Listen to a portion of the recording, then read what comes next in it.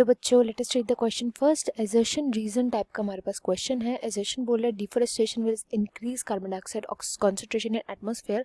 Reason बोल रहा है deforestation can lead to desertification. हमें बताना है both assertion reason are true and reason is correct explanation of assertion. Both assertion reason are true and reason is not a correct explanation of assertion. If assertion is true reason is false, if assertion is false but the reason is true. तो यहाँ पर जो की concept use करेंगे वो होगा deforestation का। Deforestation के बारे में बात करेंगे। डिफॉरेस्टेशन का मतलब क्या होता है? फॉरेस्ट को इरेडिकेट करना। डिफॉरेस्टेशन इरेडिकेट करना, फॉरेस्ट को इरेडिकेट करना। फॉरेस्ट के इरेडिकेशन की वजह से क्या होता है, बहुत सारे कॉम्प्लिकेशंस जो है वो आने लग जाते हैं। उन्हीं की बात यहाँ एजर्शन रीजन में करी गई है।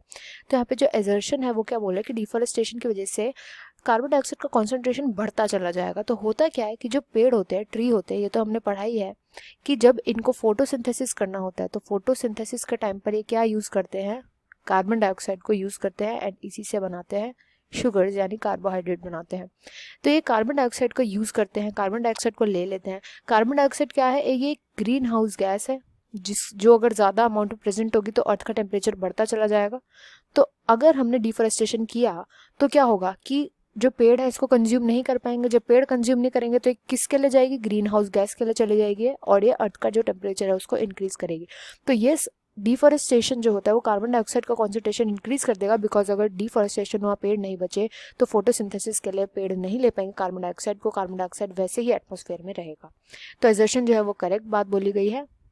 रीजन के लिए इसमें बोला गया है, रीजन इसका दिया गया है कि डिफॉरेस्टेशन से डेजर्टिफिकेशन होता है। तो जो रीजन है वो भी एक करेक्ट स्टेटमेंट है। तो देखो, डेजर्टिफिकेशन का मतलब क्या होता है कि कोई भी लैंड जो है अगर वो बिल्कुल ड्राई हो जाती है, ड्राई लैंड बन जाती है वो, या अगर उसकी बायोलॉजिकल प्रोडक्टिविटी उसके अंदर नहीं रहती, बायोलॉजिकल प्रोडक्टिविटी उसके अंदर नहीं रहती है, वो अपनी बायोलॉजिकल प्रोडक्टिविटी को लूज कर देती है। उस ऐसी लैंड आती क्यों है? क्योंकि जब डिफॉरेस्टेशन होता है तो डिफॉरेस्टेशन की वजह से होता है सॉइल इरोजन। सॉइल इरोजन जो होता है उसकी वजह से डेजर्टिफिकेशन हो जाता है। फिर उसके बाद आता है कि अगर डिफॉरेस्टेशन हो, अगर पेड़ नहीं हुए तो बायोडाइवर्सिटी का लॉस होता है। जो नेचुरल बायोडाइवर्सिटी है उसका भी लॉस होगा, जिसकी वजह से जो उधर ऑर्गेनिज्म वैसे रह रहे थे, जो फॉरेस्ट पे डिपेंडेंट थे, वो भी नहीं रहेंगे। उसकी वजह से और भी जो छोटे मोटे प्लांट्स थे वो भी नहीं रहेंगे। तो धीरे धीरे करके डिफॉरेस्टेशन जो होता है वो लीड कर जाता है डेजर्टिफिकेशन से, जिसकी वजह से लैंड जो है पूरी ड्राई रह जाती है, ड्राई लैंड बन जाती है, बायोलॉजिकल प्रोडक्टिविटी दर की खत्म हो जाती है। ऑल्दो एजर्शन रीजन यहाँ पे करेक्ट है बट परफेक्ट रीजन नहीं है एजर्शन का, इसलिए यहाँ पे ऑप्शन सेकंड जो है वो राइट आंसर हो जाएगा। I hope you understood well. Best of luck and thank you.